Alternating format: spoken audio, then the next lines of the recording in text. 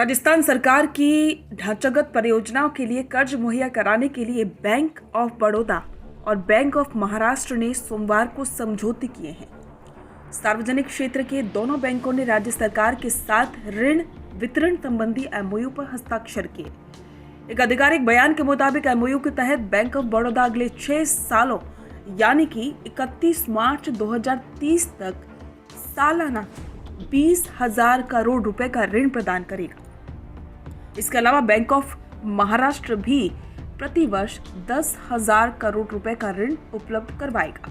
ये धनराशि राजस्थान सरकार की विभिन्न परियोजनाओं, विशेष करके आधारभूत ढांचा क्षेत्र जैसे बिजली और नवीकरणीय ऊर्जा, सड़क, पेयजल और स्वच्छता के लिए उपयोग में की जाएगी।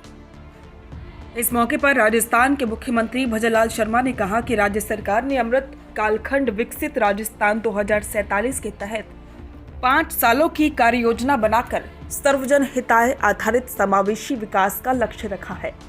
उन्होंने कहा कि इस कार्य योजना के तहत भविष्य के लिए 10 संकल्प निर्धारित किए गए हैं।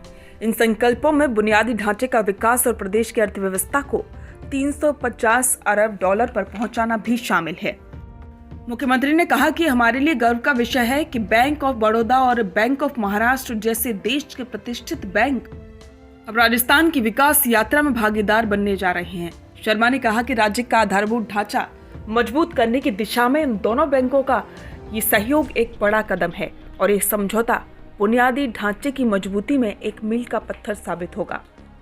उन्होंने कहा कि आज की साझेदारी राज्य के विकास और जनकल्याण की दिशा में नए आयाम स्थापित करेगी और विकसित भारत 2047 और विकसित राजस्थान 2047 की दिशा में महत्वपूर्ण कदम राजस्थान के लिए साबित होगा।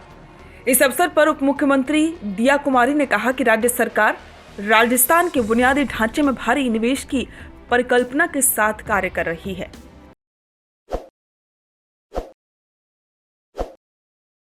ताज़ा खबरों के लिए विजिट करें द फैक्ट इंडिया की वेबसाइट और डाउनलोड करें द फैक्ट इंडिया ऐप।